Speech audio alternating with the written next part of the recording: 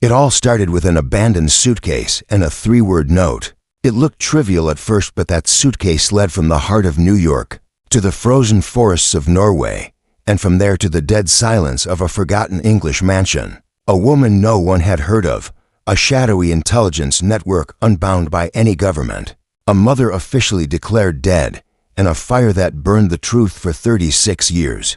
This wasn't just another missing person case, this was Detective Claire Hale's most personal, most complex, and most dangerous investigation to date. And now, you're about to become part of the case file. December 17, 2023, New York, at 6:13 a.m. An abandoned black suitcase was found in the lower parking level of Grand Central Terminal. Security guard Lorenzo Marquez reported it, prompting a bomb squad response, but there was no bomb, only a chilling silence. Inside the suitcase were blood-stained women's clothes, a British passport, and a yellowed note with just 3 words, AFTON Hall, Lies, 1987. The passport belonged to a woman named Eleanor Whitcomb. No one knew it yet, but Eleanor had unearthed something that wasn't meant to be found. The case was discreetly handed to former NYPD Detective Claire Hale, who'd been pulled from the field years ago after failing to solve a high-profile child abduction. Why her? Some saw it as redemption, others a trap.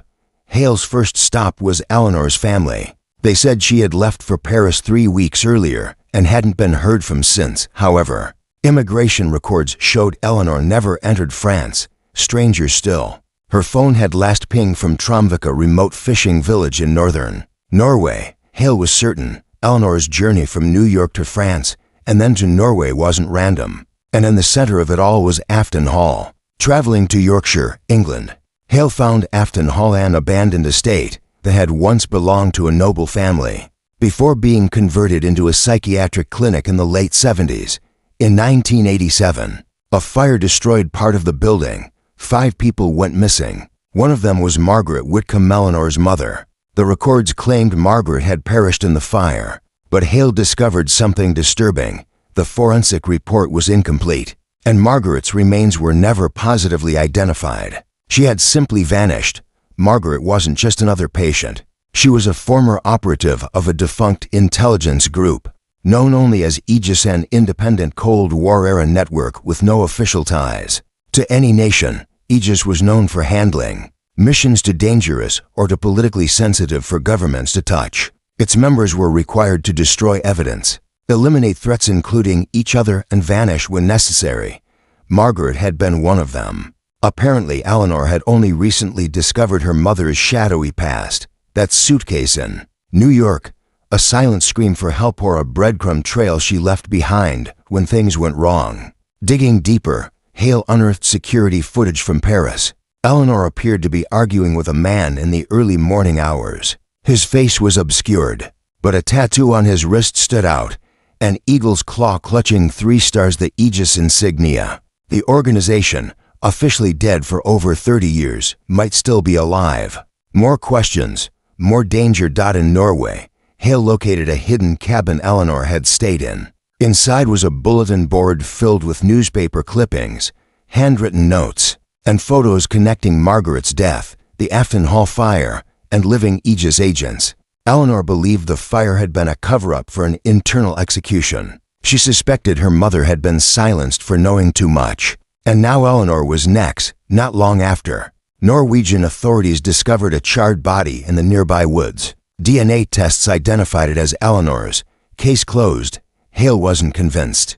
The medical report listed the age of the body as approximately 25, but Eleanor was 33. It was a small detail, but not small enough to be accidental. Eleanor had faked her death. Her trail led next to Reykjavik, Iceland.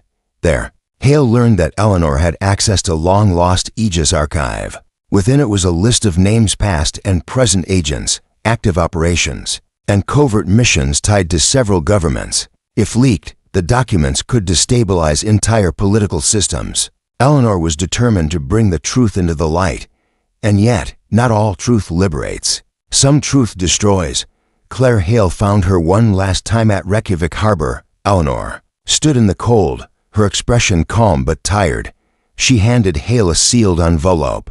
Inside were the names of surviving Aegis operatives, details of classified missions, and the name of the man who ordered her mother's execution. Eleanor had built her own Justice One that didn't rely on laws or borders.